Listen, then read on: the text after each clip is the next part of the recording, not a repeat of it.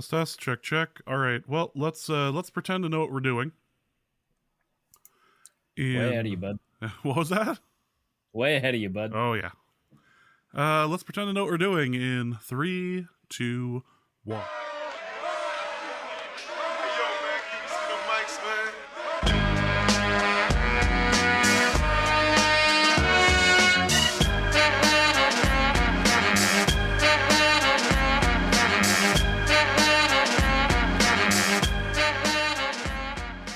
Welcome to Norse Code, the #1 podcast for your Minnesota Vikings. I am your host, producer. My name is James Pagoshnik. Thank you guys so much for listening. And there is no Arif this episode because it is time for the annual Christmas Clip Show, being released on Christmas this year. Again, sorry for February last year, but we have plenty of awesome stuff to go through. We have the Luke appearance earlier this year that surprised Arif. We have the original reaction to the Laquan Treadwell jersey from Arif. We've got some of the live show stuff. This is a lot of fun, and as always is the case, these clips are uncensored. It turns out that when we're not trying to keep our iTunes rating, we can curse a bit. So this is your warning. There is a lot of cursing in here. Apologies if that's not your thing. Sorry. The next episode will be out on Thursday. You can listen to Arif not swear, and yet somehow describe what happened during the Giants game. Just a reminder, if you enjoy this sort of thing, we put out monthly bonus episodes over at patreon.com/Norse Code. So for $3.50 a month, you guys get access to stuff like this all the time. Plus, at the end of the year, you guys get at least one additional Christmas episode. And usually at some point in January, I throw out another. So that's the plan. If you enjoy this, great. Think about subscribing over at patreon.com/Norse Code, and you can get this sort of thing throughout the year. So, we've got that coming out later this week, but for right now, this is the Christmas Clip Show. It is uncensored. Enjoy. Thank you guys so much for listening over the past year. We are in our 10th year now, and it is amazing to think just how far the show has gone.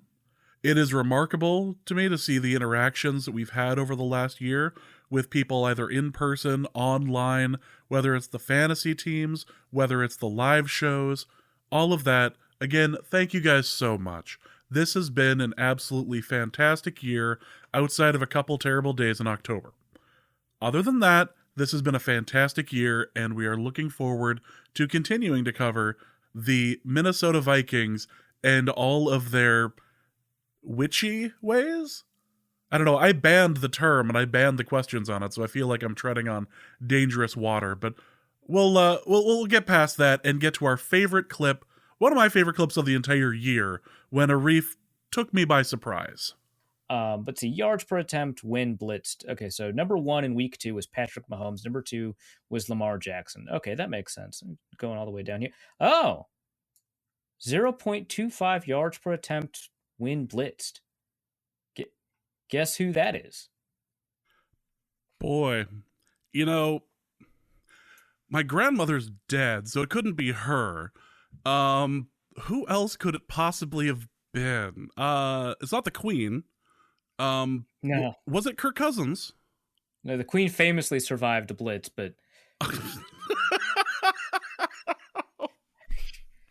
what? It's well known for surviving the that's a historical fact, James.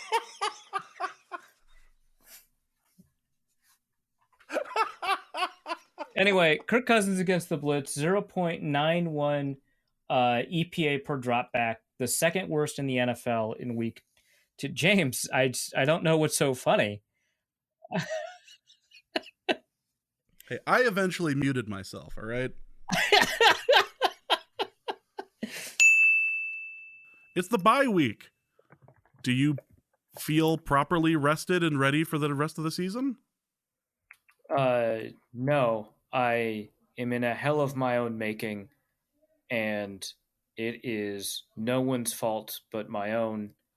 And I'm getting great exercise, but I'm certainly not well rested. So about that running trope you seem to have on the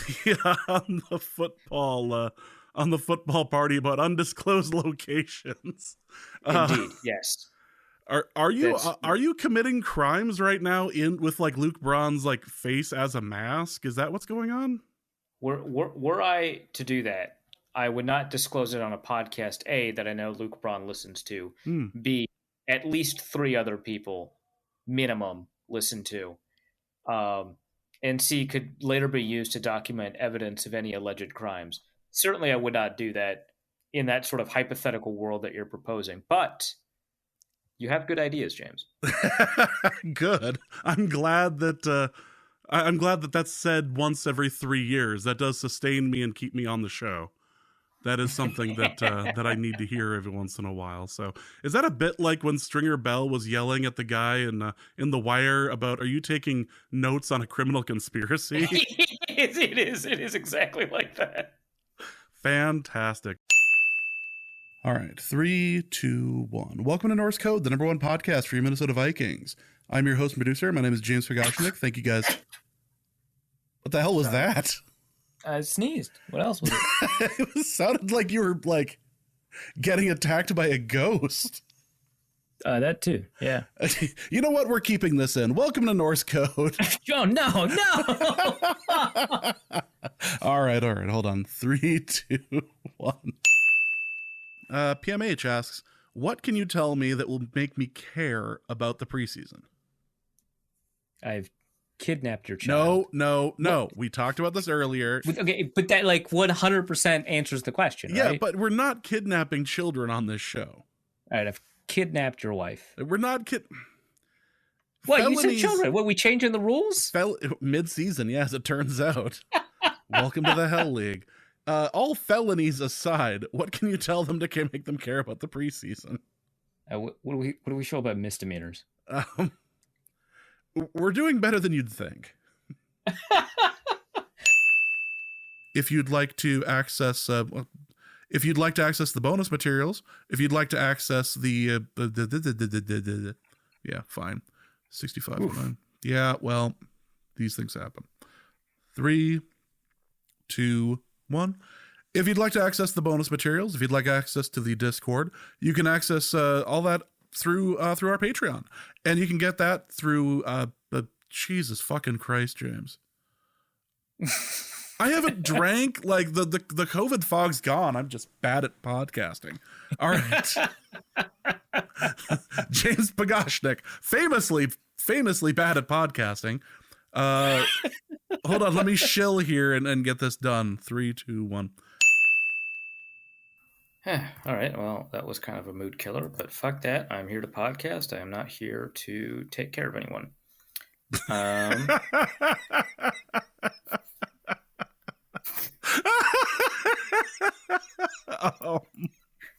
Don't worry about it.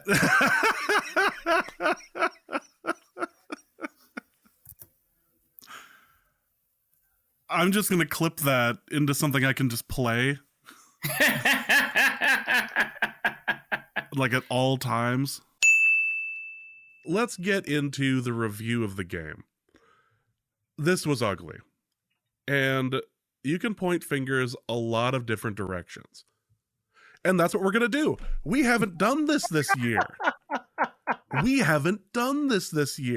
We have a reason to break it out. It's the Thanksgiving episode. It is time for a Reef to debate the only person on the planet that is on his level. Welcome to another episode of A Reef Debates a Reef. We wouldn't be able to do our show today without our sponsors at Manscaped. As a podcaster, I'm legally required to talk to you about Manscaped.com. They have a set of razors and a specialized, foolproof set of tools. We've all had those marks in our special areas, and they're definitely not zits. Which I say because I don't want to get demonetized, and because they think ad copy sounds funnier if I use silly allusions, and brands are your friend. Anyway, they have a set of razors and tools specially built for your special areas because you're clearly too dumb to figure out how to do this on your own without cutting yourself a million times. Sure, other products on the market will do the same thing, but these are marketed to do exactly what we said they'll do. And I know there's nothing more comforting than hearing a podcaster's voice tell you about a product and relating personal anecdotes about using it in such a way that now you're actually imagining me using those products and being successful. Manscaped.com/Don from Ohio for 20% off your first month. That's manscaped.com/Don from Ohio. and the image in your head is me in the shower. There we go.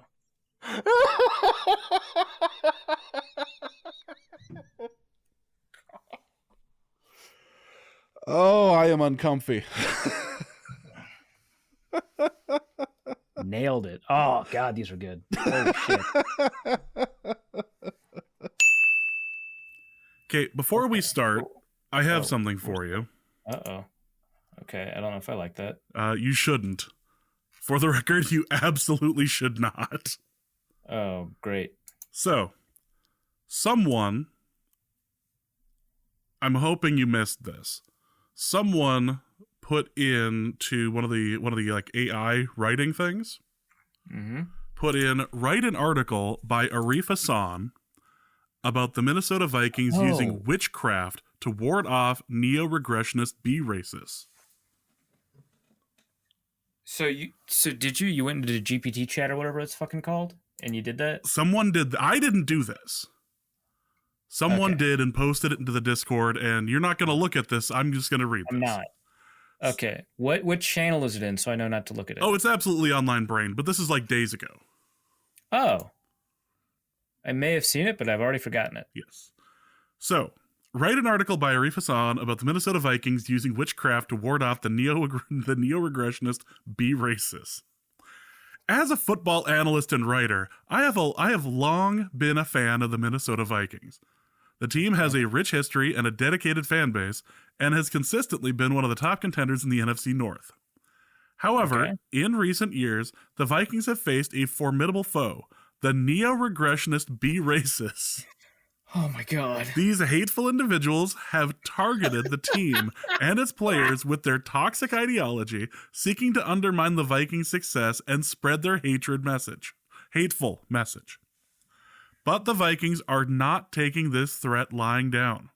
AI wrote this? In a bold and innovative move, the team has enlisted the help of local witches and practitioners of magic to ward off the bee racists and to protect the team. Oh my God. According to sources within the organization, the Vikings have been working with a coven of local witches to cast protective spells and perform rituals that will keep the bee racists at bay. These efforts have been largely successful, with the bee racists finding it increasingly difficult to gain a foothold at Vikings games and events. While some may view this as a controversial move, it is clear the Vikings are taking the threat of bee racism seriously. By enlisting the help of local witches, the team is showing that it will not be intimidated by the neo-regressionist bee racists and is willing to do whatever it takes to protect its players and its fans. In conclusion, the Minnesota Vikings are using witchcraft to ward off the neo-regressionist bee racists. This innovative approach shows that the team is committed to protecting its players and its fans from the toxic ideology of bee racism.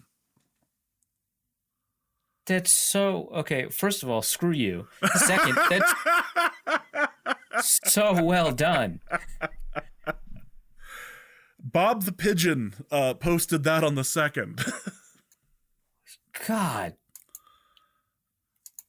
How in the world? I don't even know how you should feel about that. I replied that no one bot should have all this power. Yeah, I never... So I saw from 10 years ago a post from Brian Burke back when he was at Advanced Football Analytics, his own blog, before ESPN hired him to run their stats and info department. Mm-hmm. And he had mentioned that he expected at some point for AI to be able to replace sports writers at games. And, I'm not a huge fan of gamers. I don't think they add a bunch to the sports discussion. And I was like, maybe not. I don't know. I don't think they can ever replace the shit that I do. And now I'm like worried. Like now there's a legitimate, fuck. It's fucked up, man. It's fucked up. I imagine it's a bit like showing the factory worker a robot doing his job and being like, I don't want this at all. So like 3-4 days ago, Chelsea and I were talking about AI art and how we cannot put the take out there because people in our circles would hate us. but neither of us think AI art is actually stealing artists' work. Like, I still don't think that they should be able to, like, view and catalog artist work without permission, but I don't regard it as stealing because it is using the heuristics used in that art to inform its decision to produce something new and generative, which is very similar to like an artist learning art by watching art, right? Mm-hmm. Now, this is like not a very common, this is not a popular take on lefty Twitter. They think it's all stealing art.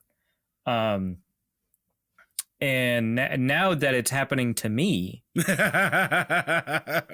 fucker is stealing my words. The face-eating party has come home to roost. Oh, no. It was funny when it happened to people who, you know, went to college for things I could make fun of. Yeah, when they came for the artists, I said nothing because I was not an artist. Yep.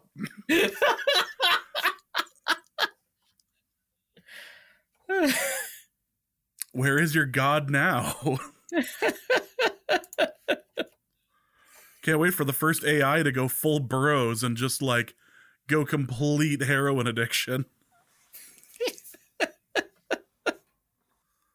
Some underage prostitute in the other room. The AI is just trying to crank out a novel.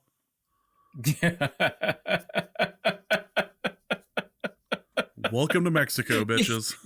Yeah, I was about to say the AI's in Marrakesh.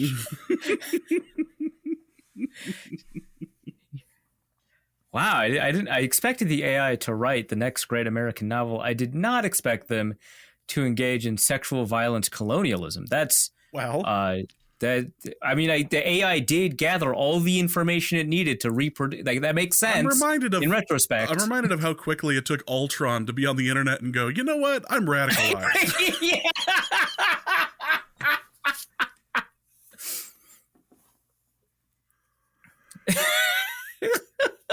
What's great is, okay, so they could not have cast a better person for that than James Spader. Oh, absolutely not. That was so fucking perfect.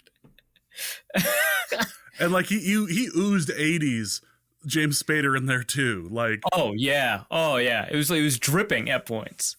Yeah, like I cannot be more of an 80s villain if I tried. Yeah.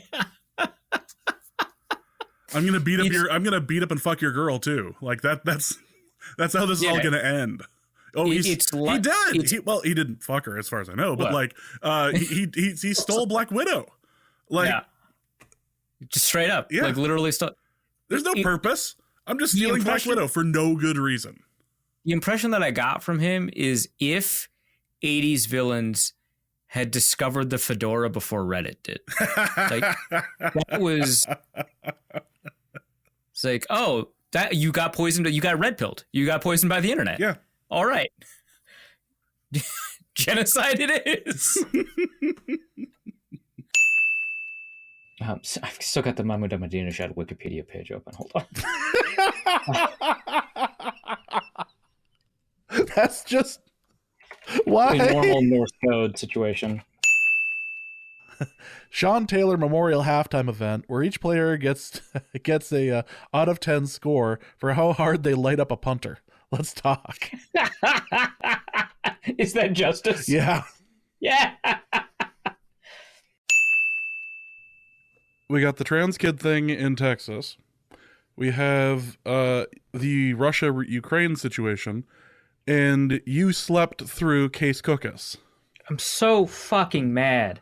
I can't believe that shit, man. That would have been, I said it in the tweet, that would have been the greatest moment in the history of the show. Yeah, it would have been incredible. I can't believe it. Maybe it only happened because I was asleep, though. Have we considered that? I believe in Case Cookus. So I do too, but that's the thing, right? Because they might have been scared from drafting him because of his NFL prospects. Like, why do you? It's just kind of like the CFL not drafting the top Canadian in the first round because that Canadian will very often go on to play in the NFL, and you've wasted a draft pick. So I think that's why Case Cookus fell to the 12th round, and why he might not have been drafted at all. I think it's only because I went to sleep that a team took a chance on him. Yeah, I'm on the fence on this one. I get your point. I also think you're wrong. So I'm just... You just remember that string of years where breaking news would only occur when I was taking a nap. Yep, I remember that very well. Yeah, I'm just saying. What I do have to ask, what did your phone look like when you got I get up? like 8 DMs. Justice just DM'd me, wake up. That was it. He might have seen my tweet about Arif is going to wake up to like a million messages on his phone. But yeah, I got like 8 DMs, and I think I got over 200 notifications, I want to say. Not to reference the unfaithful partner corner too much, but which is a fun sentence to say. Yeah, right.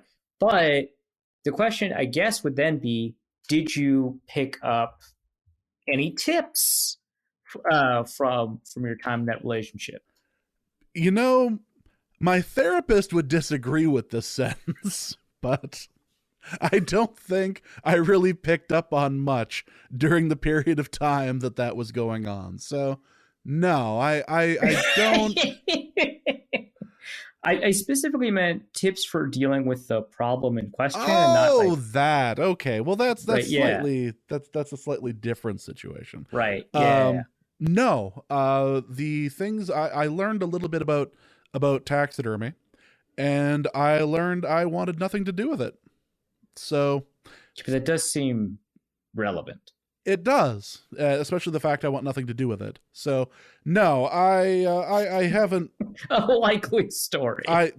No, it just reminds me of time that I would rather have spent doing something else. Which I refuse to do taxidermy. It brings up emotional trauma, not for the reasons you think. Again, my therapist would have all sorts of things to say on this particular topic, but we're gonna move on. Wait, sorry, is that the bad outcome? No, listen, I'm good. I'm good with the dissolution of all marriage, quite frankly, but like, I don't wish that upon people that are in a happy marriage. No, I'm not that terrible human being. We should end all marriages, but not any specific marriages. No. I'm getting is the okay. No. I think the institution should die in a fire. But like, if you're in one and you're happy, I'm not going to say you shouldn't be in it. That's your deal.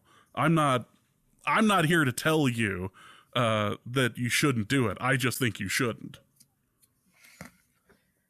All right. Yeah, I think my answer is couscous, which is really fucking delicious if you nail it right. All right. Arif has often joked on the show about not getting much sleep, but at a time when he was the only Vikings writer for The Athletic, he was lighting the candle at both ends. And with the podcast recording as late as it does sometimes, this is what resulted. All right, I'm going to grab some water because I feel a headache coming on. So do that. Probably eat more of this. When's the last time you slept? I what? When's the last time you physically got REM sleep? Okay, I don't like that you specified REM. Do you feel personally attacked now? Yeah, okay, look. I've had many naps. Okay? And they were refreshing, and I have a headache now. You're not going to look at the whole causation, none of that. These were all unrelated sentences. Okay. Well. Yeah. You go drink your water and steal some energy from the time gods, and I'll be ready when you come back. Oh, that's a good idea. I should take a 5-hour. I haven't had one today. Okay, that sounds like I have one every day. What I mean to get across is that I limit myself to one a day. We've already had this discussion. Yes, we've already had the discussion. So I just want to clarify. There's only 30 hours in a day. Right. They don't like you. They don't like you going in there and trying to steal some more from the next. Doesn't work like that. Yeah, it gets you into some Final Destination territory. All right. I have actually not had my time machine yet, so 1 second. Time to see the face of God. I don't know how many people have said it in quite that tone. It's new. Well, if they were using that tone, they probably didn't need the 5 hour.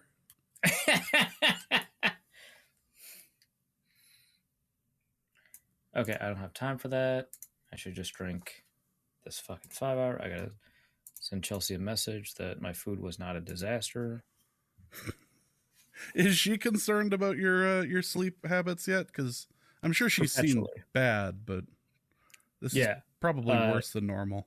When I bring the pillow out of the bedroom into the living room, she just like stares at me and she's like, Arif, you cannot be doing this. And I'm like, watch me. Like, listen, I'm itching for a fight. It's like my grandma used to say, we can either handle this like gentlemen or we can get to some gangster shit. Like, what do you want to do? Food is on the mixing bowl next to the stove. Put the fritters on the bean salad. It's this fucking... So our friends had to like... I shouldn't say had to. Our friends went on vacation and forgot to cancel their Purple Carrot subscription, their meal kit. Yeah. And they're fucking vegans. And so they're like, hey, do you want this food? It's free. And we were like, yeah, free. That sounds pretty good. And so I'm cooking like this vegan zucchini tomato fritter on top of a bean salad. And like the kitchen's a fucking disaster. I like have no idea what I'm doing. I put too much oil in the pan. It doesn't heat up hot enough. I'm frying these fritters and they're like falling apart. I'm like, God, this is a fucking disaster. I can't believe I did this. I shouldn't have cooked. I should have just fucking DoorDashed some goddamn burgers. And then I eat it. I'm like, oh, this is actually pretty good. So in addition to the whole, exhaustion thing, you decided you were going to deep fry some food. It should have been a shallow fry, but yes. Yes. I wouldn't trust myself with anything sharper than a hard-boiled egg today. My knife skills today were so fucking good. I would. I was driving home and I was like, "This is a bad idea. This. So we did the festival all week last week, and then on Sunday, I was helping clean up during the day, and then when during the morning, and it was noon, and I went, it's a good idea driving an hour west or driving an hour east and visiting my girlfriend at her cabin. I'm gonna go do that. So I did that for a couple of hours, and I hung out on the boat and everything, and I was driving home, and right around 20 minutes into that drive, I was like, oh fuck, I'm gonna fall asleep. Oh no. This is a terrible idea. Like, I pull over, I slap myself a little bit, I pour some like cold water on my face. Nope, I had to stop 2 more times in the hour and a half drive home to like not crash. Like, oh fuck, maybe this was a bad idea. Maybe I should have just gone home. I'm sure she appreciated the visit, but I felt like maybe this was a poor choice. Maybe physically I'm still recovering as a result of that stupidity. Good times. Good times. Yeah, one of the reasons I didn't go to Vikings practice today was like, I'm not sleepy, but that could suddenly not be the case at any moment. So I'm not driving to Egan. And as it turns out, the other car has my Homer glasses with the eyes painted on them. So yeah. Sure, Chelsea, tell me all about your day. Give me those. Right. And those. Devontae Adams shoved a man to the ground on his way to the tunnel. Oh, yes. You love to see when a breakup is bad for both people.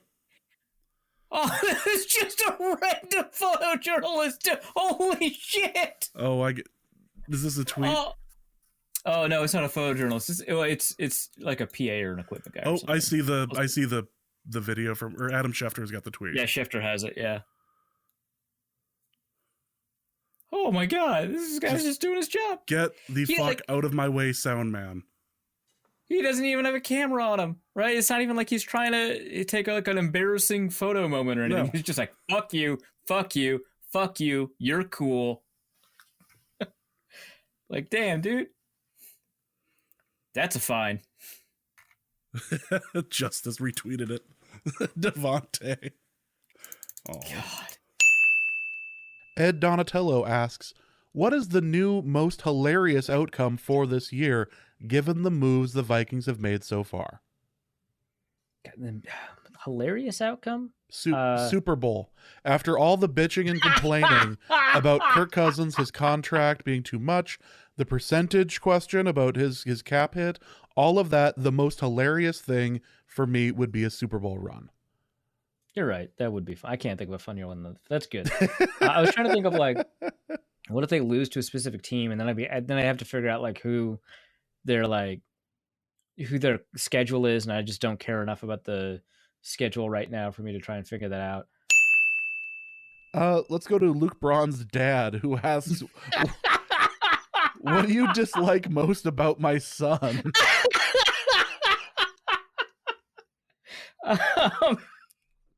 All right. I mean, likely it's not really Luke Braun's dad, but on the off chance that it is. Of course. I want to answer this seriously, so I'm just going to let it. All right. Luke Braun's dad. Can I call you that? Luke Braun's dad? I want to be completely honest. It's his face.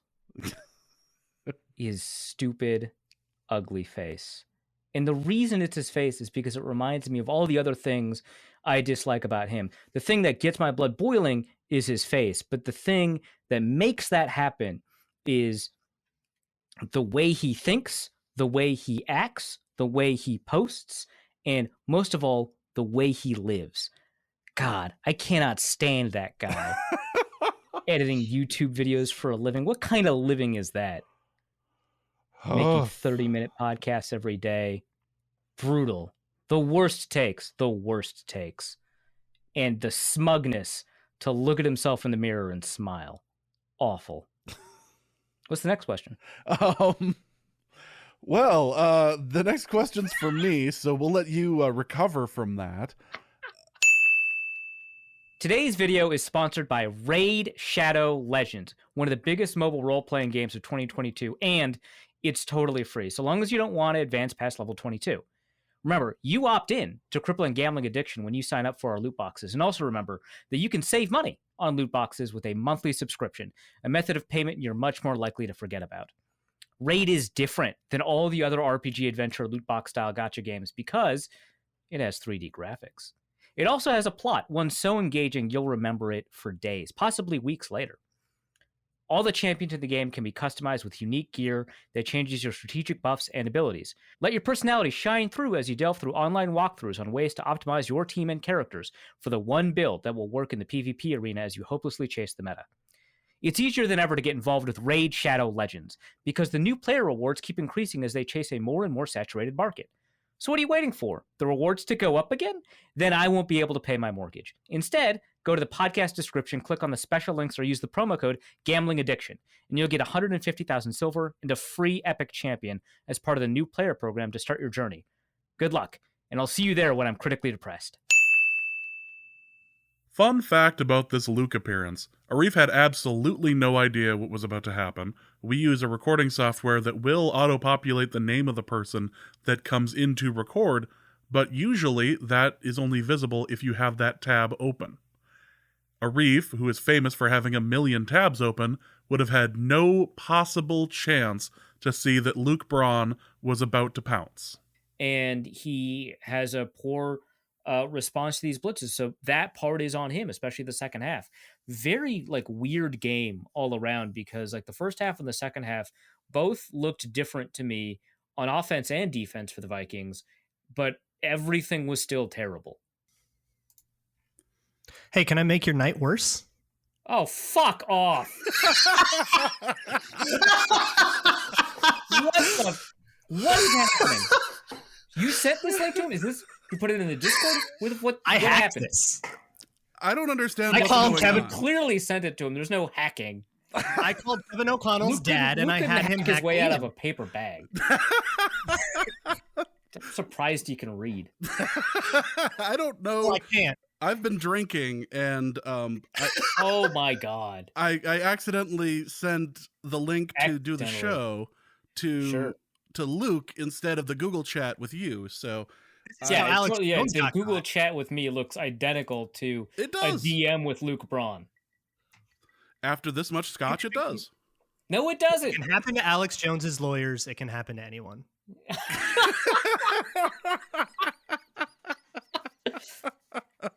How much of that did you listen to, Luke? The back half of all the cousins ranting, pretty much. Cool. What do you think about it? Yep, everything was bad, and one thing being bad does not excuse another thing being bad. As you can't really be wrong if you say something was bad tonight. Like, Well, no, but I think that's important. It's so easy to just say, "Hey, this thing was bad." All right, good, solve the problem. Next week, they're gonna play Nick Mullins or whatever. No, everything was bad. Yeah, Patrick Peterson was bad. Patrick Donato was Peterson. bad, at least for the Patrick first half. Peterson, special teams expert. Patrick Peterson. Sorry, Patrick Peterson, the defender, was bad. Yes, thank you, Patrick Peterson. Yeah. The kick blocker. Yeah, I'll be clear. This is the Chris Boyd distinction.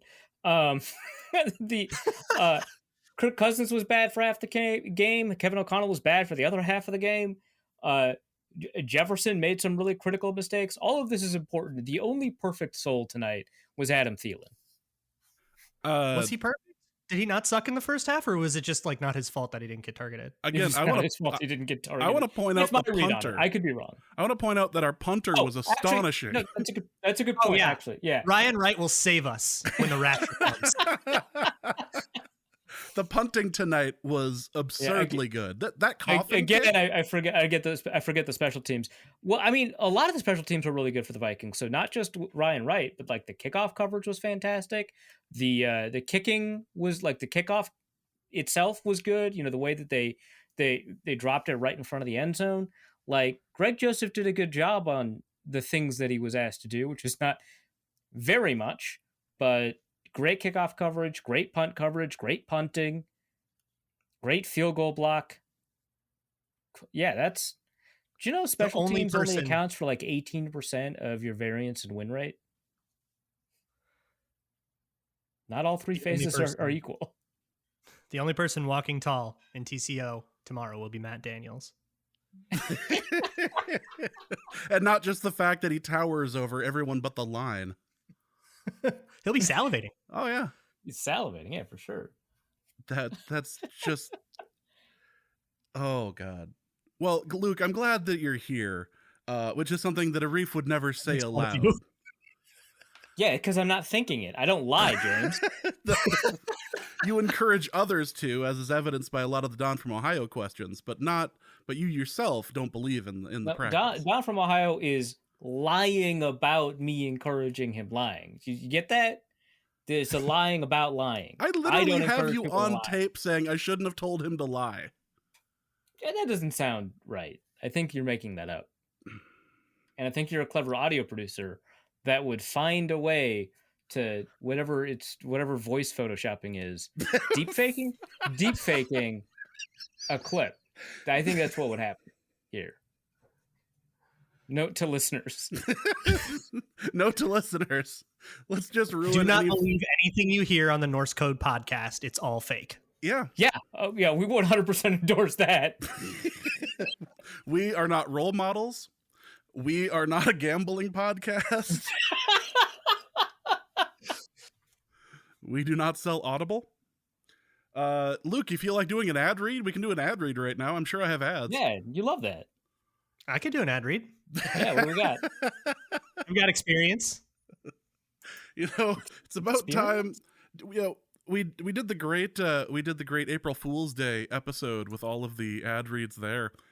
I'm sure I can find the show notes that have the Arif's Shadow Clan or whatever the hell the YouTube or not YouTube, the game Raid was. Shadow The Legends. Raid Shadow Legends? Yeah, Yeah. Arif's Raid Shadow Legends yeah. was You were so particularly epic. excited about that one.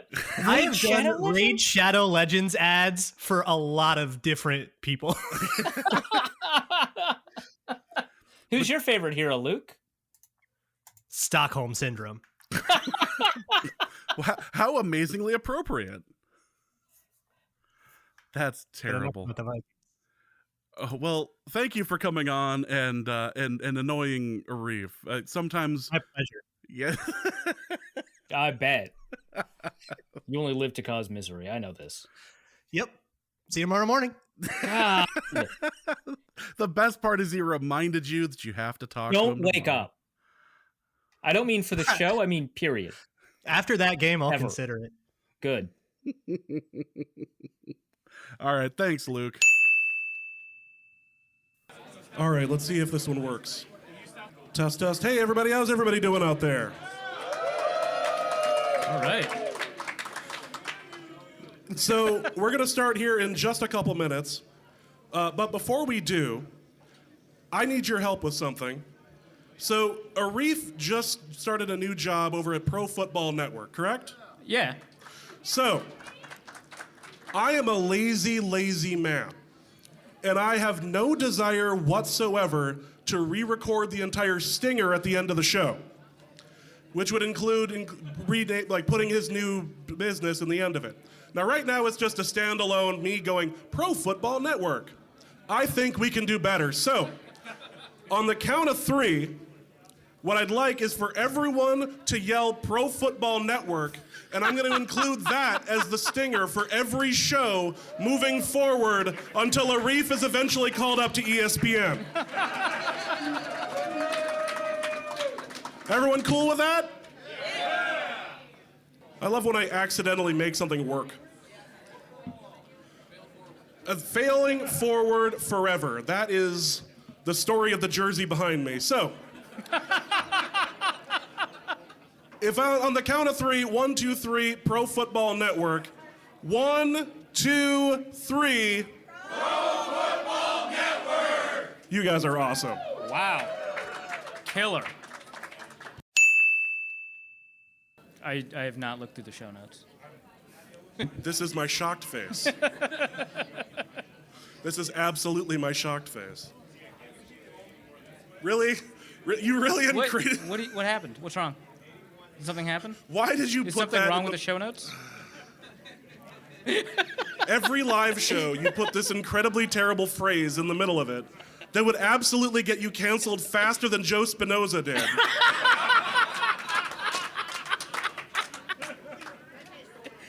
Really? I'm glad we got that before Twitter died. Really?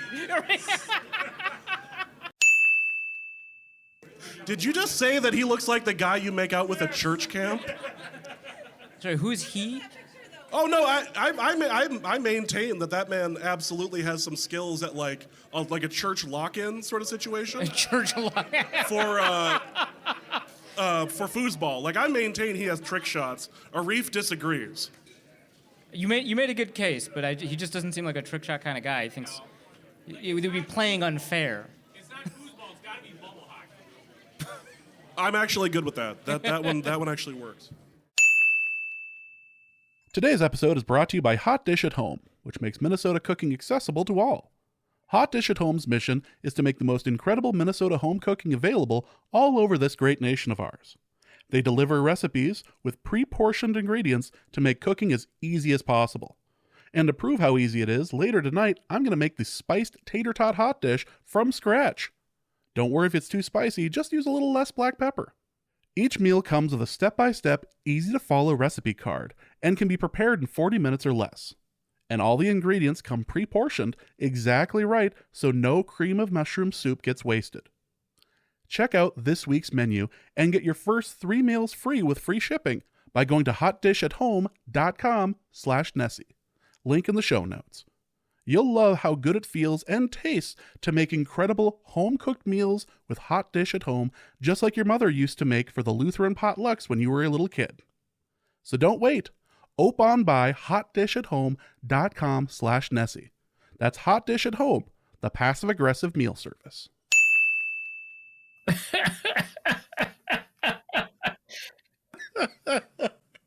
So that was an episode. Yeah, just a normal episode that we always have with no hiccups, interruptions, or weird inside references. Somebody had made some mention on another podcast thread ended up on Reddit the other day. I responded to it just because I was going to be funny. When somebody I thought had an actual opinion on me, and I just responded to it to be funny, and he immediately backpedaled. I was like, God damn it, if you're going to just stick up for yourself. I'm not coming in here to make you feel bad. But somebody had one of the comments was, they're too self-referential. There's too many inside jokes. And I thought to myself, okay, fine, whatever. And then we have a 2-hour inside joke. Hey, at least 13 of the followers of your locked account will get it. Yes, that is accurate. Good enough for me. So I sat my girlfriend down the other night and said, listen, I understand that there are certain things in a relationship that are deal breakers, and I just want you to know that I do subscribe to a theory. I subscribe to a conspiracy theory that I understand that if you this is important that you tell her this, yeah. Yeah, if you don't get behind it, I understand. Just don't keep an open mind is all I'm asking. And I proceeded to play her the clip from the podcast of you and Dusty talking about Avril Lavigne being dead. Mm-hmm. And keep an open mind. But what I really set this up. She had no idea. I was like, listen, there are some people out there that believe 9/11 didn't happen. There are some people who, believe that the government was involved in this and that or fake the moon landing. I'm not any of those. I'm not that. But I do have a very specific. Our household believes in a very specific truth. Our household. And I just need you to understand that I will constantly reference this whenever it comes up. Okay. And look, then if I ever yell about someone named Melissa. Yes. Well, that was the thing. I had I forget, some Avril Lavigne song was playing on the TV, and I had said, boy, Melissa's at it again. And she just went, who? And I went, oh boy. Oh, honey. The reaction cycle that you go through would not be too distinguishable for at least someone on the outside looking in from like an ex you don't want to talk about. Yes. Right? Who? Oh, how do I tell you this? Oh, okay, now you need to tell me this. Who's Melissa? Yeah, listen, there are things I'm going to need you to sit down. I'm going to need you to sit, we're once the kid goes to bed, we need to sit down and we're going to have a talk about Melissa. And I guarantee you, Melissa is an important antagonist in my life. Doctor Who would refer to this as a fixed point in time. Melissa happens in every timeline. You're just gonna have to, sometimes in a relationship, if I can quote a reef here, there has to be a moment of trust where you just trust the other person. Listen, honey, we'll make it through this, but you got to trust me on this one.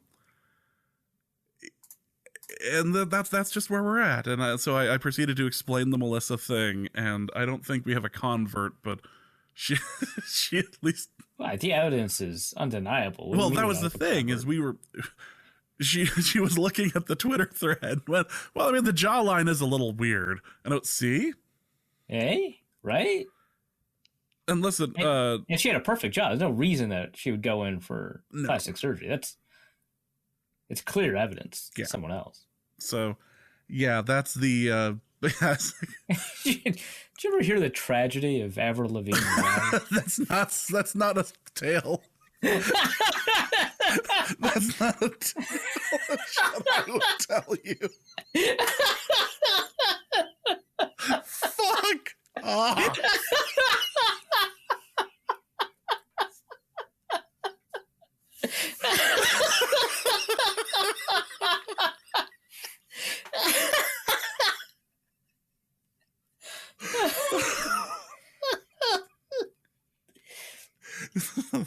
Fuck off twice because he couldn't stop Avril from dying. She could save others from death. However, she couldn't stop not herself.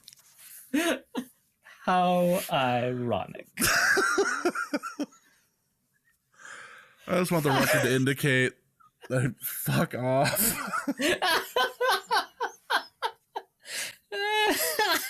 Oh my god.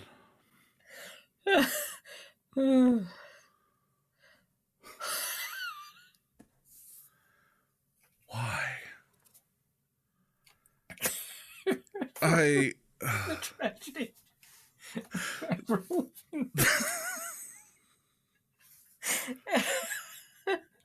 You know, I'm glad that this is getting recorded and put into a pre-show thing at some point in the next week. Other people need to be exposed to the tragedy of Avril Lavigne. Fuck. Killed by her apprentice in her sleep. That's enough. Show notes. What? Show notes.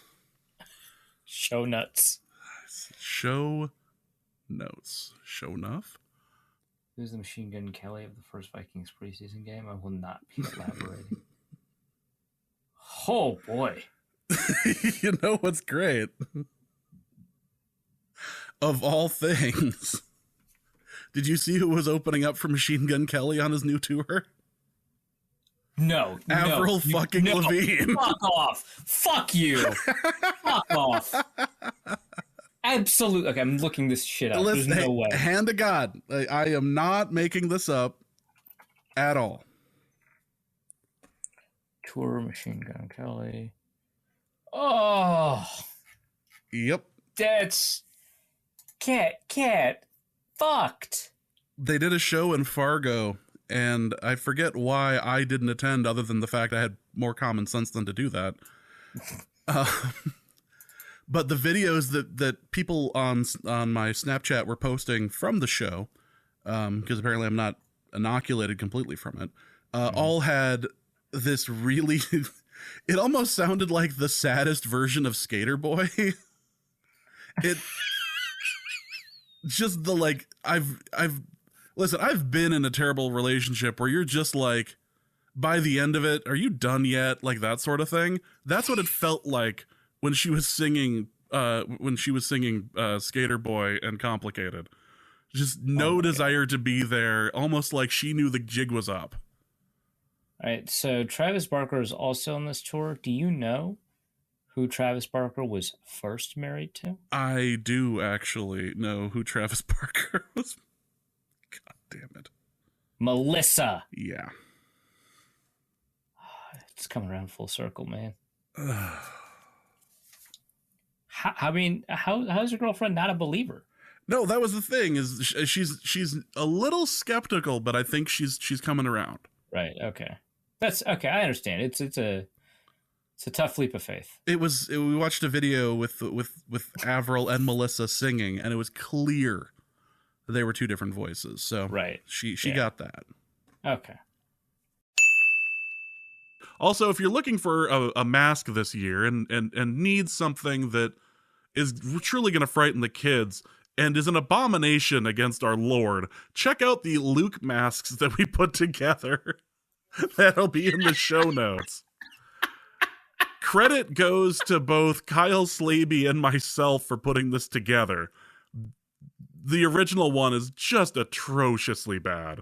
And mine isn't much better, but it is in fact a Luke mask that you can wear for any occasion, really, whether it's committing an atrocity, whether it's robbing a bank, or whether it's just going door to door and terrifying your neighbors. So check it out. It's just an Imgur link, but it is printed out quite the fantastic mask. So no, I think the defense is really good, especially if they're healthy. I mean, you're getting the Packers at the worst time of the year with their defense healthy.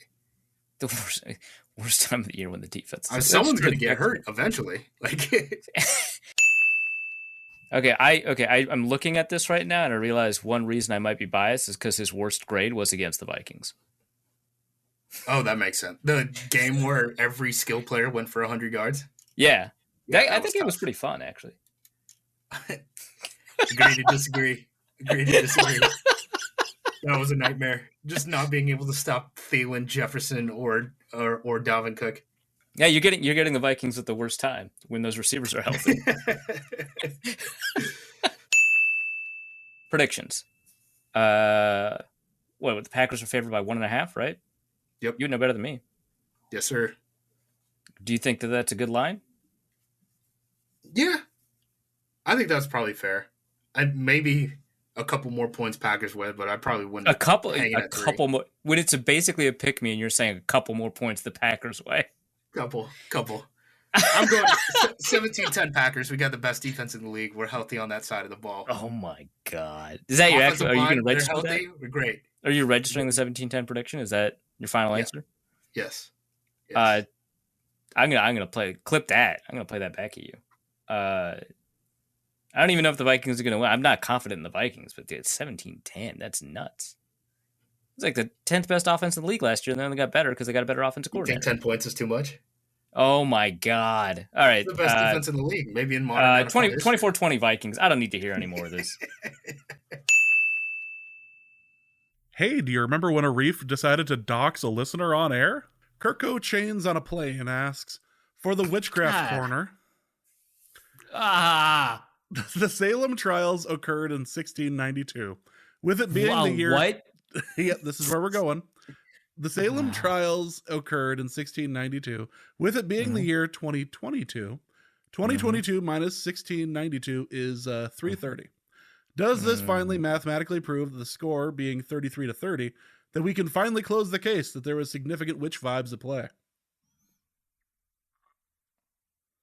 What's the next question, James? That's from Ben Greenhagen, who asks, for a Reef's Moon Corner, as an actual lunar scientist, and I went to his profile, and that's he does, I did too. Yeah. I did, and he tweets out like technical work from NASA about planetary bodies, and yeah, and I checked the tweet locations, and it's close to an observatory. Like okay, so this lunar scientist, what does he have to? For a Reef's Moon Corner, as an actual lunar scientist, I'm dismayed by a Reef's discussion last week. Clearly, lunar strange energies link Viking Super Bowl appearances to moon rocks returned by the U.S. and the Soviets from 1969 to 1976. It faded. How can Artemis ensure that the Vikings have long-term success? Artemis being one of the many gods associated with the moon. Sorry. Okay, I'm Googling this right now. PhD planetary science. We're at the point now of instead of being angry at the questions, he's angry at the question askers. He's now Googling. Yeah, you're getting doxxed on podcast. Let's see what's going on, man.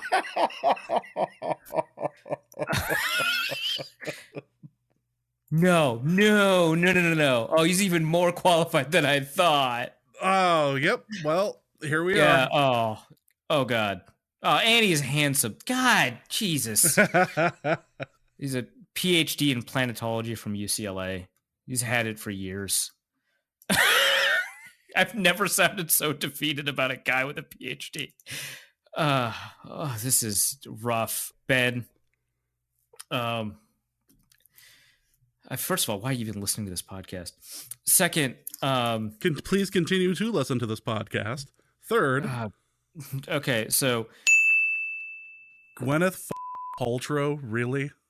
The first thing I thought of, okay, that's not my fault. That's just how my brain works. It's society. I get it. It's society's fault. Okay, I'm glad you understand. Just ridiculous. Like, as soon as you said, it's like, oh my God, you know what? If I had a piece of paper with my answer on it, I would have just tossed it up. Like, nope. We're done. There's nothing more to say here. We're out. Gwyneth Paltrow. Really? What is wrong with you? Yeah, when I threaten people on Twitter, there's always a new cadre of followers who are like, "Oh my God, Arif, I can't believe you would say that." And it's like, what do you mean you can't? That's all I've been doing for like years my now. bit. I threatened to kill people. Right. Don't worry, everybody. Arif's been threatening me since I was 16 years old. You know, nothing's changed. That's right. Oh my God. It's been a decade. Get your sweaters, get your holiday socks. The holiday socks time is back. Now time for you to get some of those wreath socks, and get a shower curtain too, because why not? I mean, why not?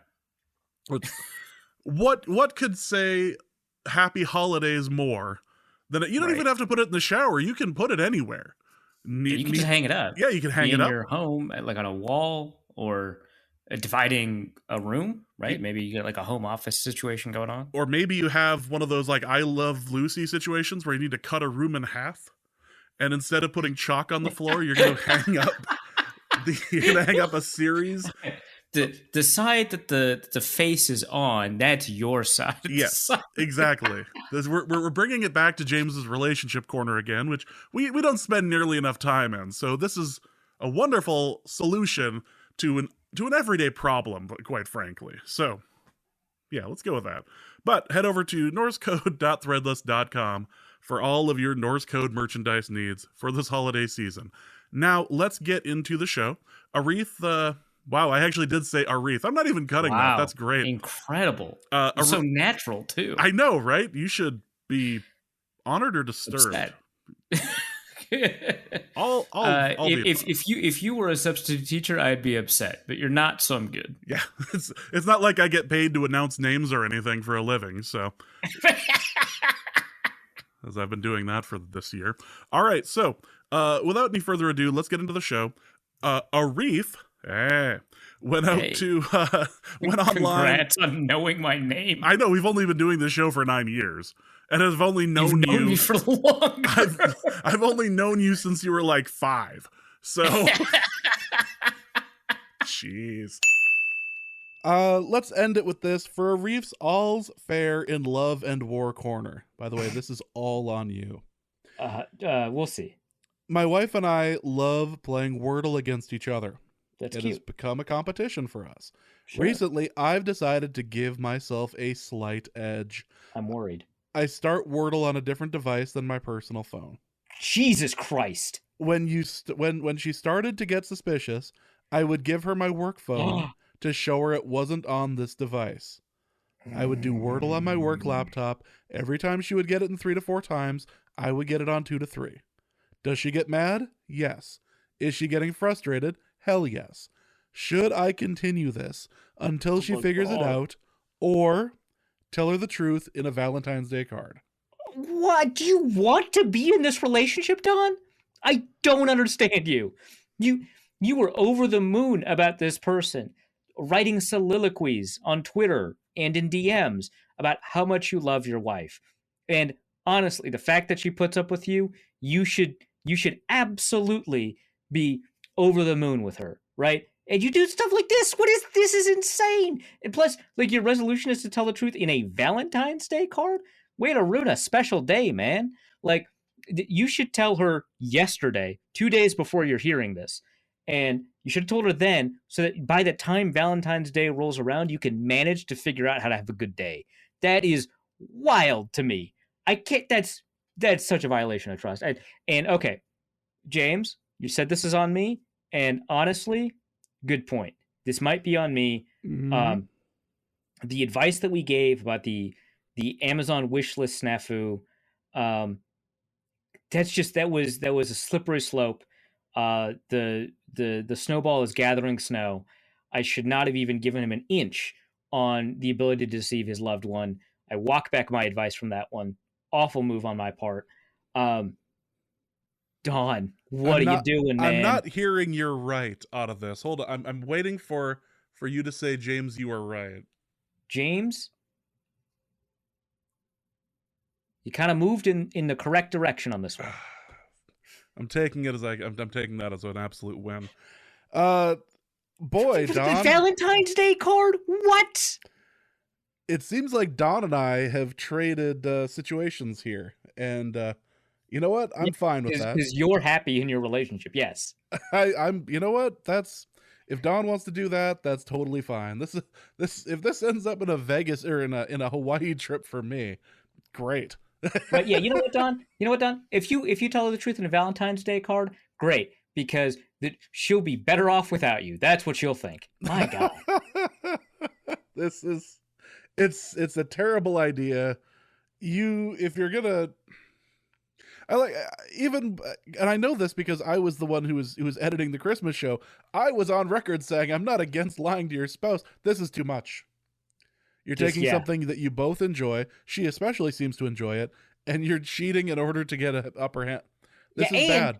And she's like correctly suspicious because she knows your faculties. She knows how well you should be doing on this game. Mm. You deserve every bit of the hammer that's coming down on you. Nick Howard asks, questions for James is hijacking the Arif parenting corner. What? My wife is pregnant after a little bit of trouble. When is the appropriate time to start discussing baby names?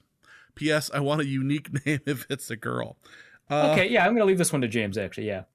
I got into the dumbest arguments, but I refused to talk about any names until 6 months in. So that was I wanted to make sure that we were headed in the right direction before we really sat down and went, okay. Because after 6 months, things are more likely to, come to fruition, I guess. So yeah, it's like 6 months is when I would suggest that sort of thing. As for female names, I don't know. People are naming kids after Adam Sandler movies now, so I don't even know what to even suggest as a name. Oh, have you seen that? That's weird. Yeah, Shooter McGavin is a good place to start. Sure. Yeah. I that would be my suggestion. Or Chubbs. But, right. do some research. It's a lot of pressure figuring out a name. A lot of pressure. You got to rise above it. Harness the good energy. Block out the bad. Feel the flow. Let the name come to you. And if we're hitting up some of these, why not look into what was the name of the egg in the movie Cool Runnings? Because if wasn't just Lucky Egg. No, the name it wasn't the egg. It was they named the sled after one of the guy's moms. Oh yeah. Name it after the sled from Cool Runnings, because apparently we're doing 90s nostalgia this way. So let's just do that. Human participant asks, should US Bank Stadium start selling 5 milligram gummies, and what football themed flavors should they sell? Speaking of Cool Runnings. Yeah, let's by the way, the sled's name was Tallulah. There we go. Perfect. That's actually really good. Did not expect a good name to come out of this exercise. You know what? Sometimes the corners surprise you. Sometimes you get some gold there. Let's go to Minneapolis Cinnamon Cheerios, who asks, for a Reef's Muppet Corner. Great. What? Which movie/musical would have the best remake with the Muppet cast, and which human actors would best round out the ensemble? The inspiration for this question came from a drunken fire pit conversation about what a Muppet's version of Les Miserables would look like, with Kermit as Jean Valjean, Miss Piggy as Fantine, such forth. Is there something bigger here? What would make the best Muppets remake today? Okay, so first of all, I bet the Muppets would kill Les Miserables. Like, honestly, I bet they would do a killer job. Like, it's funny, obviously. Yep. But, like, they're pretty good at that kind of stuff, so I could see it. Something that they would, like, be objectively bad at, which, again, they've got more range than I think people sometimes give them credit for, would be, like, a musical that is just, like, way outside their wheelhouse, like Moulin Rouge, right? Like, there's no way they could pull that off. That'd be weird and uncomfortable. And some members of the audience would find out that they're kind of into Muppets after that, right? It's a weird spot to be in, right? I hate this musical, but I would pay to see a Muppet version of Rent. Oh, wow. Oh. There's a Oh. there's that went dark. Oh. That Now I'm just remembering the let's call it a recreation that Team America World Police Force did, which I'm not going to repeat. No. But that's kind of the energy you feel like it has, even though it's just going to repeat all the lines word for word. You just feel like it has that energy, and it feels fundamentally disrespectful. So yeah, actually, Rent's a good one. You said movie/musical. We've only named musicals. Once you put the word musical in there, that's all I can think of. So, well, if we're doing movies, we could do 7. Wow. Yeah. What's in the box? What's in the box? Good Lord. I think that might be the worst suggestion I've ever had on the show. I have faith. You'll beat this. A couple episodes down the road, you'll come up with something awful. Oh, well, all things are possible through the power of Ben DiNucci. After the live show in Egan, Arif and I decided to have a little bit of a celebratory lunch, and we went over to Northeast in Minneapolis, found a nice sushi restaurant, sat down, and had a great little lunch before I took off to head back home. However, it was after the lunch that I realized something was a bit peculiar. They used the wrong symbols. Are you talking about runes at this point? Yeah, they used the wrong runes, or maybe they misspelled one of the runes. Here's the problem. Here's the problem, Arif. No, I think I'm right. No. Here's a problem. So 2 weeks ago, you're pleading with the audience, please stop sending in these questions about the supernatural, about witches, about the occult. Please, this is where everything went. No, you don't know where I'm going. So, Arif, where did we go for lunch on Friday before I left town? We went to a sushi place. We did. We went to Momo, correct? Yeah. So, what's across the street from Momo? Did you notice? No, I picked it off of like Yelp reviews, man. So, you say this. I believe that you waited for my car to drive off before you walked back over to check it out, because I parked. What is there? I parked in front of Magus Books and Herbs. No. She noticed it before I did. No, I'm looking at no way. She sent this to me. This is absolutely what happened. Across the street from the sushi restaurant. You're making this up. I am not making this up. Absolutely not. This is what happened. Okay, I don't see it on Google Maps. I don't see it. You're blind, and or you're not looking at it correctly. This is what happened. I'm sending you the link right now. It's right there. It's literally across the street. It is. No. So, oh my God! You click on the website, the first thing there says ritual tools. It does. And you go down and it says ceremonial magic, and it spells it with the K. It does, God. Doesn't it? What? I parked literally right in front of their door. No, I didn't see because I parked because I didn't think they had a parking lot. So I turned off the street before we even got to. Oh my God! I parked on a side street because I didn't think because Central doesn't have very good parking. Yep, it's Northeast. I was surprised to be able to park without paying.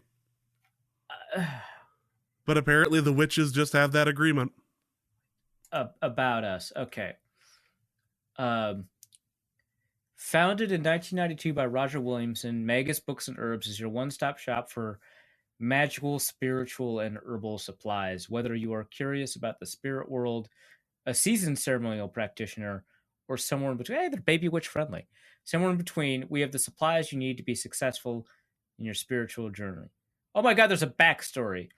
Yes. It's a little known fact that Magus Books owes its existence to a book Roger wrote and published shortly after his move from the United Kingdom. Of course, he's from the UK. Moved from the United Kingdom to Minneapolis in the mid 1980s. The Sun at Night. At that time, there were very few options for reviews and advertising within the genre, so he took it upon himself to catalog his own library and publish the list as a mail order catalog.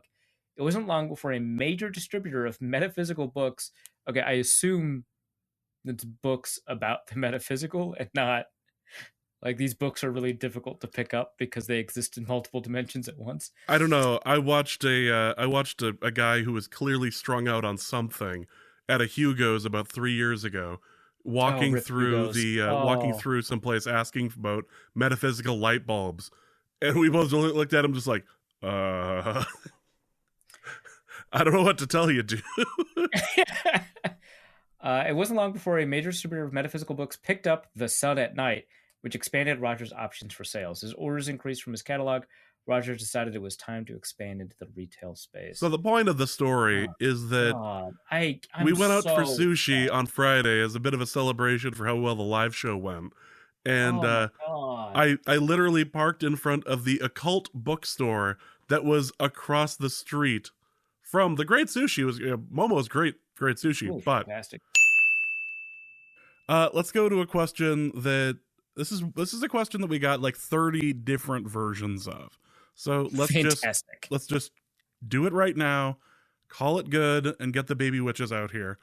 Eli asks, if Brady falls off this year, is it substantial proof to show that Giselle is a witch responsible for Tom's entire career? So A, obviously. B, people, and I don't mean people asking this question because this question is obviously, it's just funny, I don't care. But just this reminds me of how weird people are being about this relationship. Like there's 3 kids that are all below the age of 16, by the way. Like this is not like some 20-year-old kid that's just like, oh, I guess my parents are getting divorced, right? It's a 20-year-old adult. No, it's like a 15-year-old, right? That's dealing, or a 9-year-old that's dealing with the very public discussion of their parents' divorce. It's quite weird. But the witchcraft stuff is very funny. I like the idea that Giselle Bündchen is a witch that has sustained Tom Brady's career until the very moment that he crossed her by continuing his career. That's cool. Also, as a member of our Norse Code Discord told us, and in order to get access to that, you have to be a Patreon member, told us this might be a conspiracy that has its roots in propaganda, and in particularly propaganda of maybe, I don't know, the right-wing variety. Again, not a political podcast, just what I'm being shared in our Discord.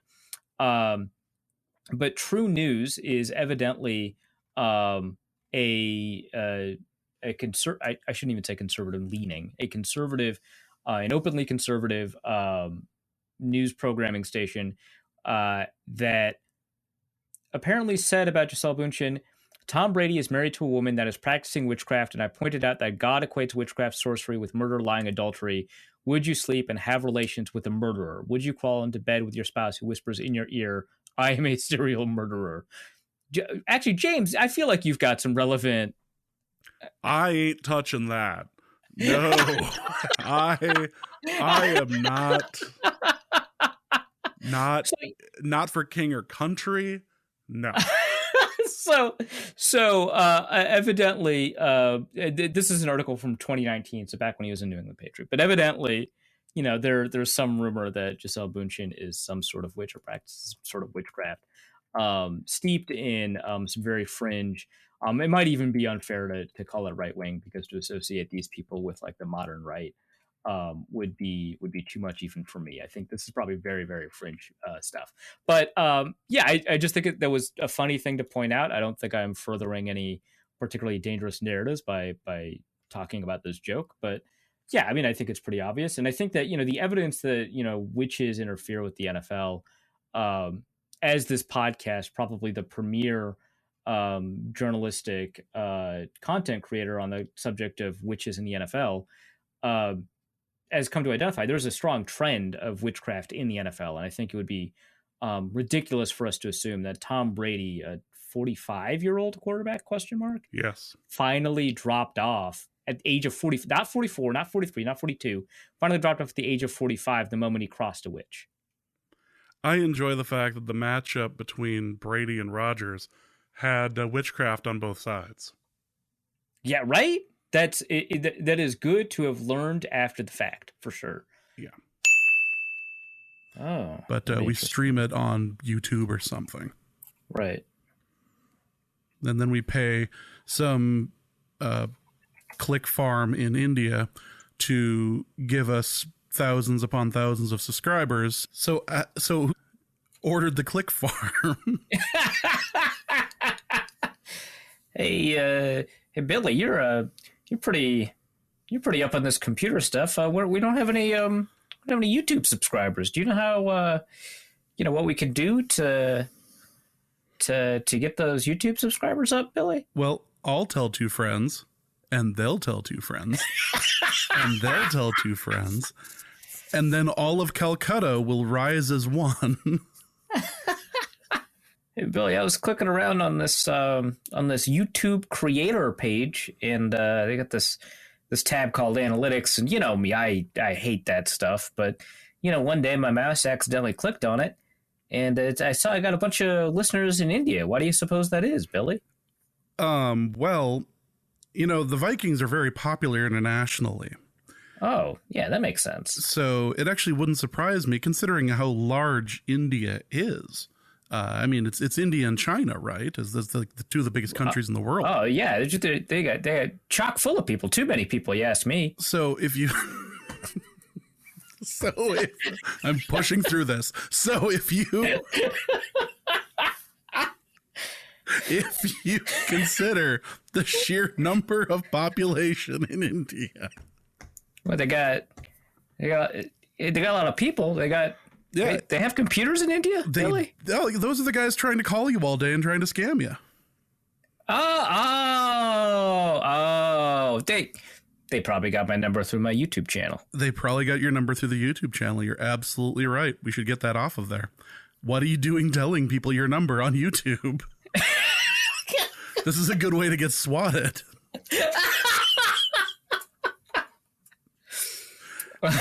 Not important. Where was I? Okay, so India. All right. I'm saying if, but that's I'll be doing press for it. Let's go to Cody, who asks, with the struggling Panthers firing Matt Rule, it appears the Panthers are progressing as a franchise. Considering Kevin O'Connell's FBI father was likely part of COINTELPRO,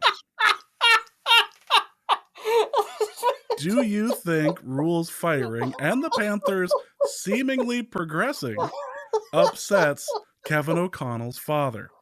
I just want to point out that this guy's tried for weeks to get a question in about this. This is the one we're doing. This is fucking good. Once I can breathe.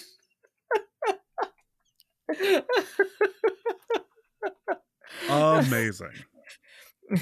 So, first of all,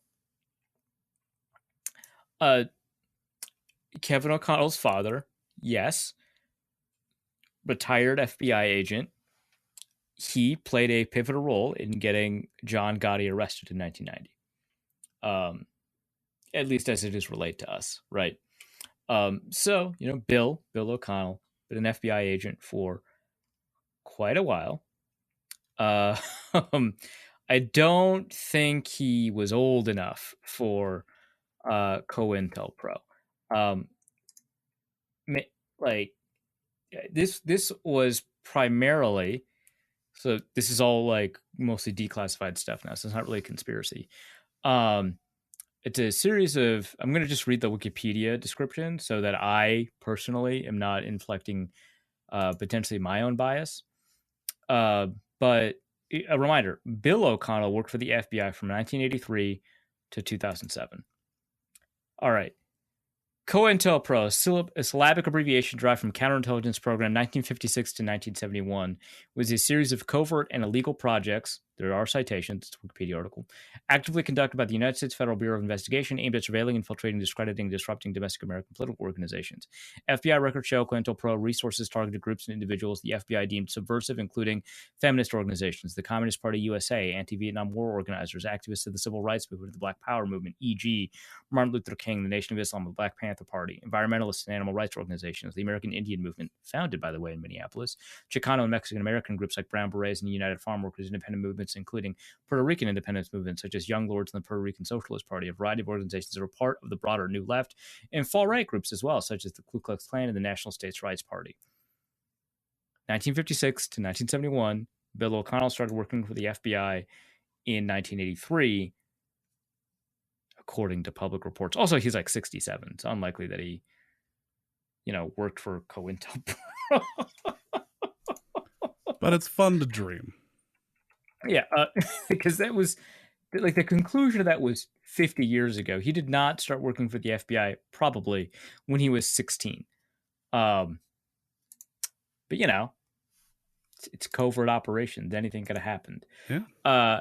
Anyway, do I think rules firing and the Panthers seemingly progressing upsets Kevin O'Connell's father?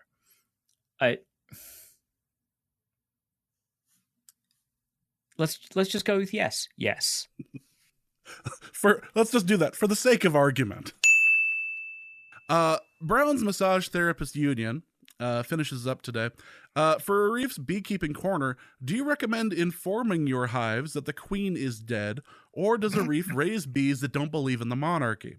Now, for those who missed this, apparently it is tradition to inform the bees that the royal bees, the royal bees, the Queen of England has passed.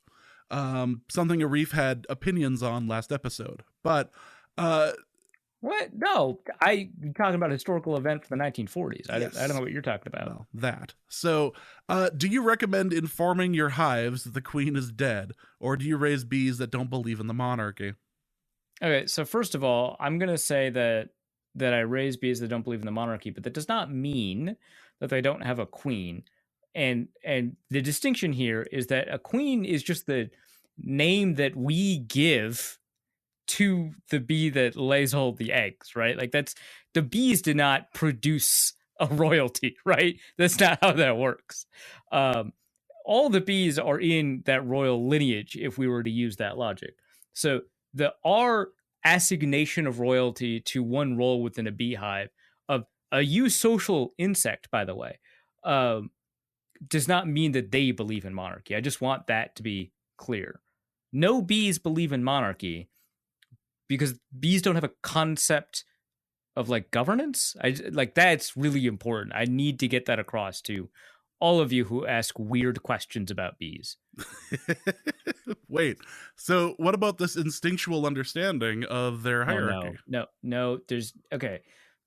Those are just social roles. That's not like a hierarchy in the same sense. Right? I thought you were going to say the instinctual understanding of like racism, and I was like, no, that's not true either. I thought we were going back. You're the one who brought race into this. I brought nothing. Racism, and I'm not the one who brought it in. All of the listeners who ask about bee racism did it, and now they're taunting me and haunting me. And so now, whenever we talk about bees, this non-issue is now an issue. You're the wide receiver here in footsteps out there. Yeah, exactly. Just you're trying to... Smith is coming over the middle, man. What am I supposed to do? Room Temp 6643 asks, why is Rugrats in Paris about a Japan-themed theme park? Okay, this is probably one of the best questions we've ever been asked on the show. Yes, I've gone on record saying this may be the most important one we've ever been asked. Yeah.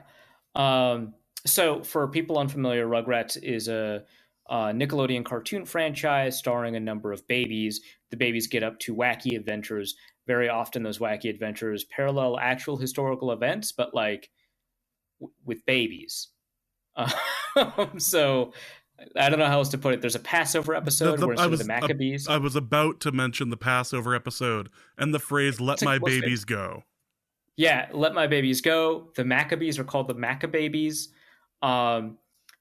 they're recreating the story of Passover, but also at the same time, just like hanging out. And so like they intercut between the historical character insert Rugrats and like where they are in reality. Or like there's a Grand Canyon episode, but they're like at a tire store. Like it phenomenal growing up.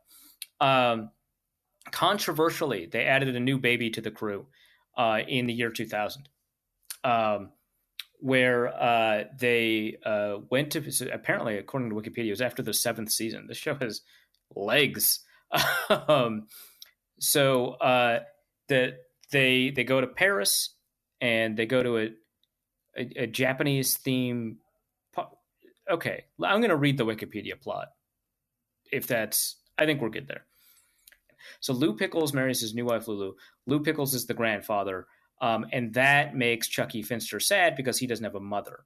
The following night, Tommy Pickles' father, Stu Pickles, who's an inventor, is summoned to Euro Reptar Land, a Japanese amusement park in Paris, to fix a malfunctioning Reptar robot he's designed for the park's stage show. Now, Reptar is their universe's Godzilla and also the most popular IP on the planet. So it's like a combination of Godzilla and, I don't know, Pokemon, right? So the entire Pickle family, which includes cousin Angela, right? Yes. Yeah.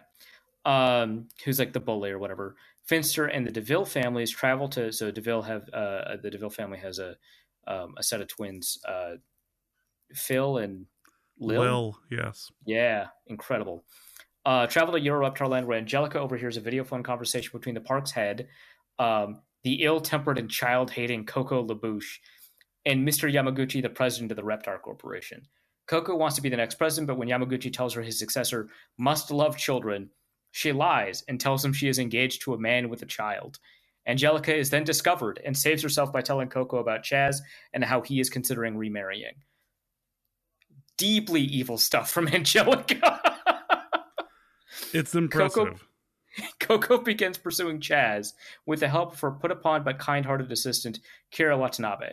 Kira tells the babies of the origin of Reptar, a feared monster whose gentler side was revealed by a princess.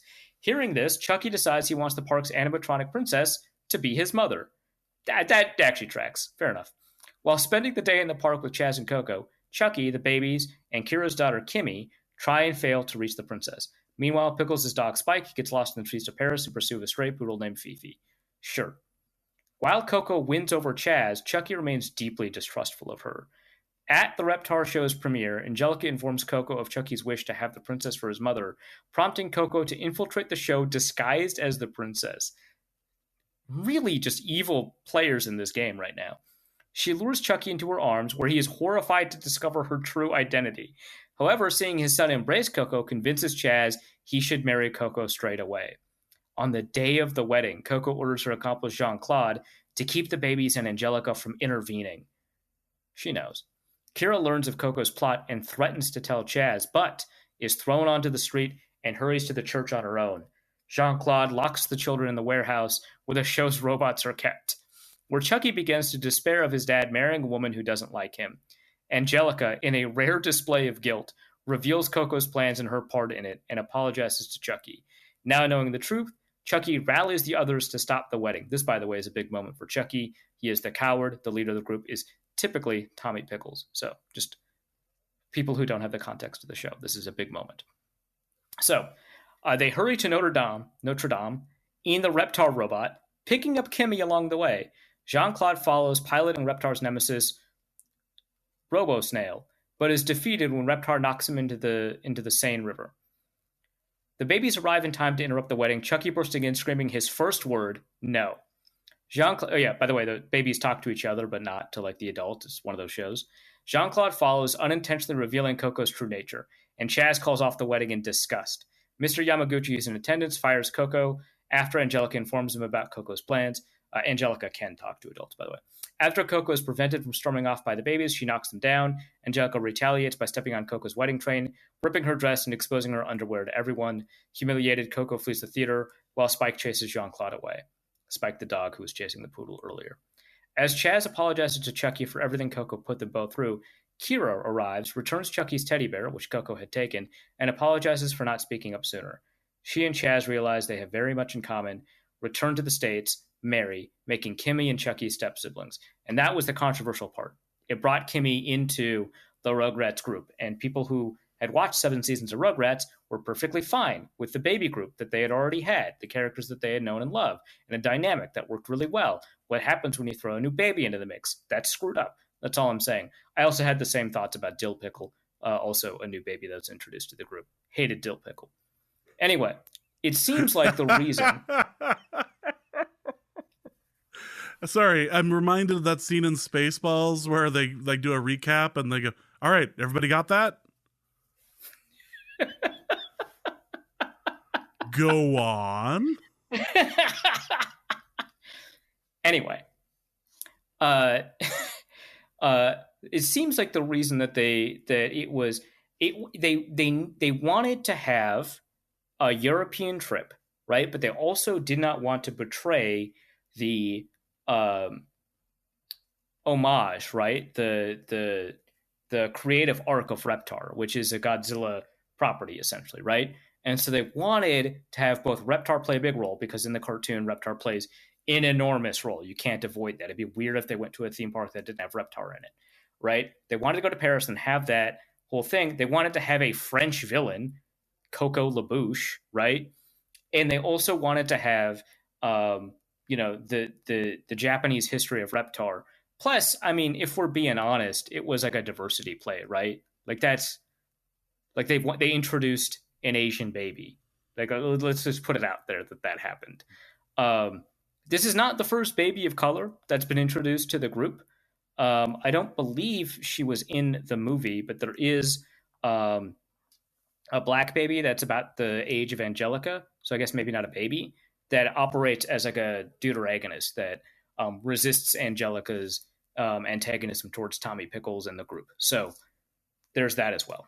But yeah, I mean, I think that was probably one of the reasons, if we're being completely honest. Let me see if I can get the name of that other person. Yeah. Do you know it off the top of your head? Well, my point was going to be that, and you know, this was released pre 9/11, so it was really in vogue in like 2002 to make fun of the French, and this was being done way before that. Yeah.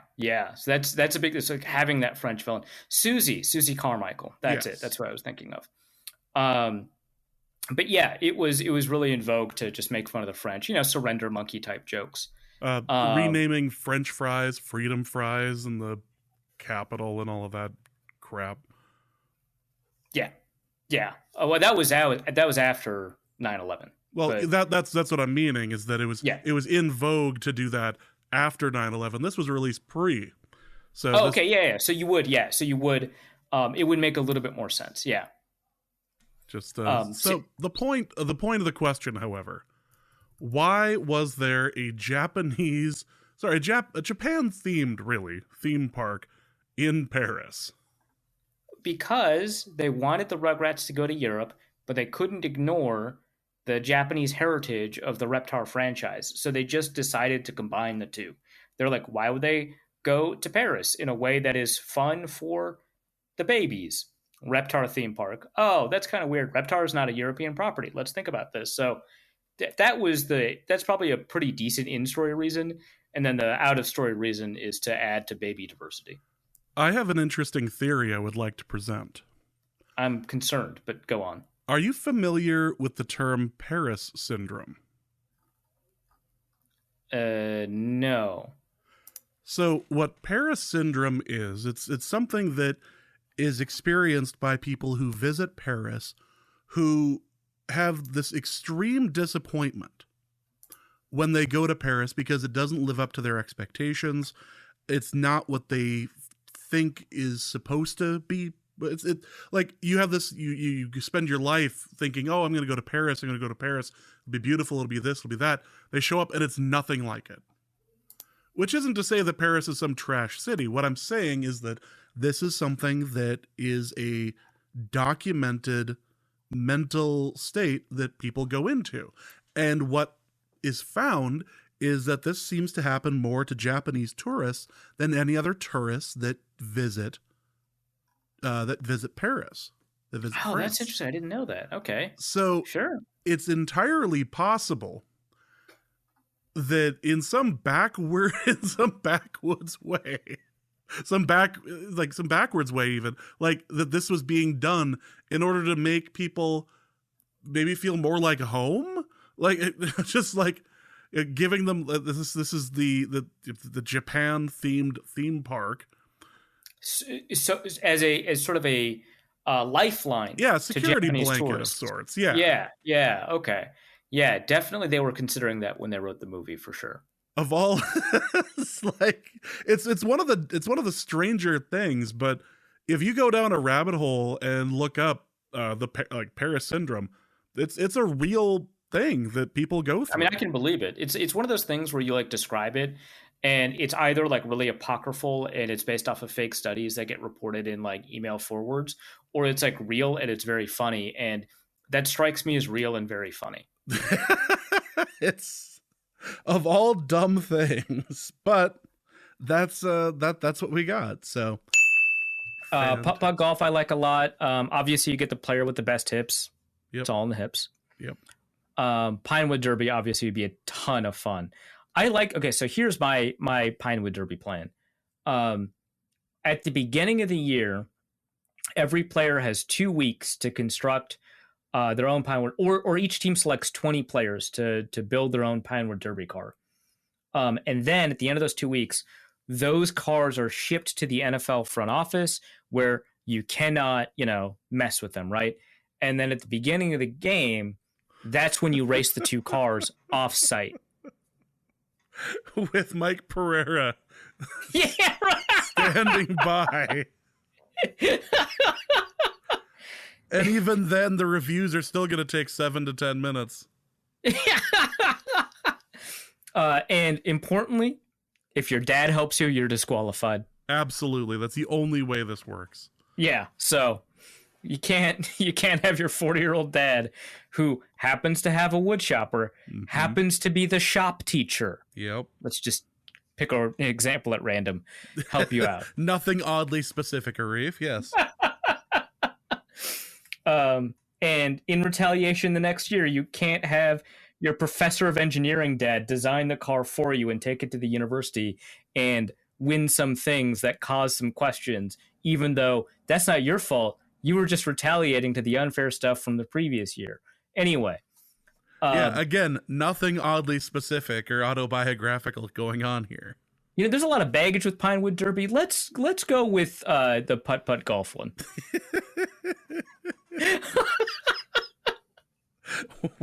Boy, I think we just worked out some therapy stuff for Arif.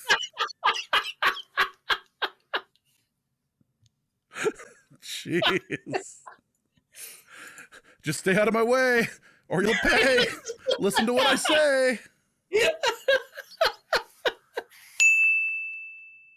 And now my favorite clip of the year.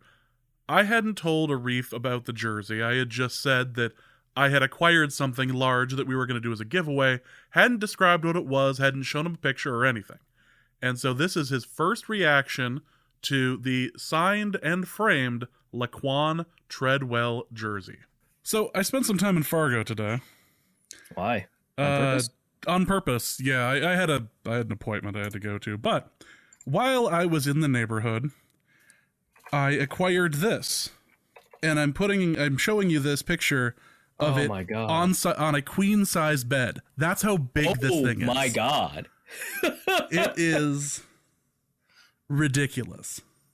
That's so beautiful. Like it's right next to me. So let me just take this. It is massive. Oh my God. What would it cost to ship that thing? I have no idea. That's insane. So I got this in exchange for a bottle of Crown as a thank you Yeah, okay. for this. I spent the longest time today after seeing it. Like I had a theory this was smaller than this. It is clearly not. So I was trying to figure out, what the hell do you do with this? Does the winner of the Hell League get it? Does the loser of the Hell League get it?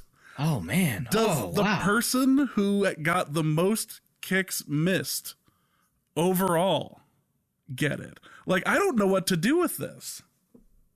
But you're confident it needs to be associated with the Hell League? I don't know if it necessarily needs to be associated with the Hell League, but that was the first place my brain went.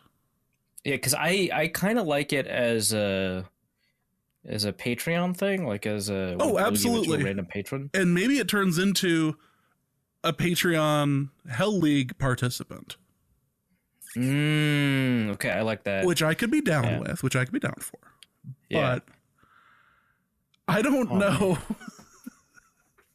Oh man, that's it is in fact bar sized. Yeah, so this is not a live show prize. It's too pure. It's too pure. It is. There's a picture of Roger Goodell in my bedroom right now, and I'm against that. I'm gonna flip this thing over when I go to sleep at night.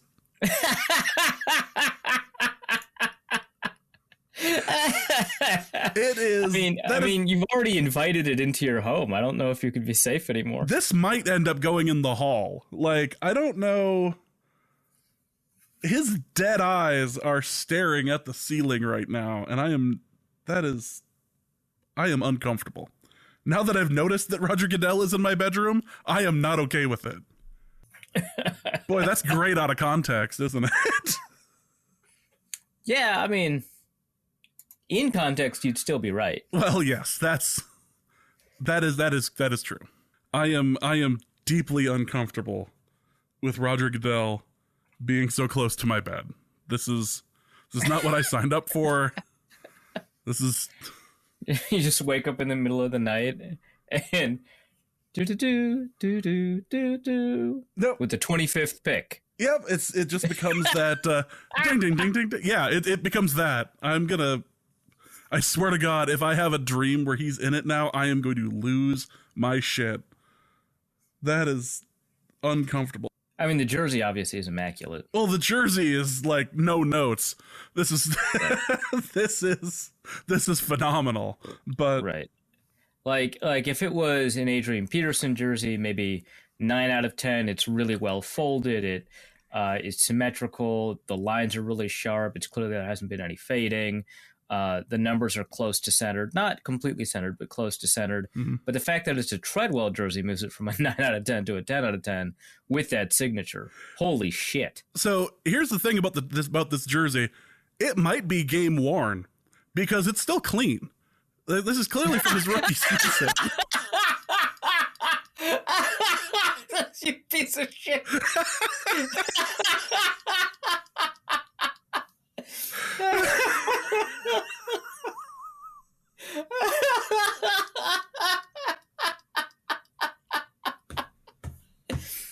Oh my God. I'm just saying, like, there's a real possibility this came from his rookie year. I'm just speculating. I'm just spitballing here.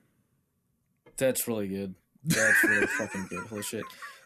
We don't know, but it's James. remarkably clean. What? James, today is his birthday. Fucking Christ, really? June 14th, 1995, Pro Football Reference in bold says age 27-000 days, comma, happy birthday. We've got an hour and 45 minutes to make the most of it. Well, he earns a special shout out in the intro, at least. I fucking Christ. How does this happen? The bits, they are strong. They're so strong. They're overwhelming. This is Case Cookus all over again. Oh no. The thing is, I didn't even think to look up there until until I saw that, because I was going to make a dumb joke about how this is the youngest he's ever been in a game, which is just dumb. That's not a great joke. I didn't make it. But I looked at 21.096 was his age. And I was like, 0.096? That would make his birthday, what, like July? And then I looked up to the birthday section of Pro Football Reference, and it was fucking today. Jesus Christ. I am uncomfortable now. Norse Code is the largest and only division of Norse Code LLC. You can find Norse Code on the Daily Norseman, SB Nation's Vikings blog at dailynorseman.com. You can also find it on iTunes, Apple Podcast, Spotify, Stitcher, Google Play, and wherever fine podcasts are aggregated. Our Vikings blogger extraordinaire and generally useful human is Arif Hassan of Pro Football Network, and he can be found at Arif Hassan NFL. I am your producer and host, and my name is James Pagashnik. You can find me at the show's official Twitter feed at NorseCodeDN or my personal account at Big Mono. If you'd like to donate a few bucks to the show, you can do so in a few different ways. You can go to patreon.com/NorseCode and donate there. For $3.50 a month, you get bonus material and more. You can also go to paypal.me/NorseCode for a one-time donation, or you can go to norsecode.threadless.com and pick up some Norse Code merchandise. Any questions or comments that cannot fit in a tweet can be sent to norsecodepodcast@gmail.com. On behalf of the Norse Code staff, thank you so much for listening. Our formula is this. All things are possible through the power of Ben DiNucci.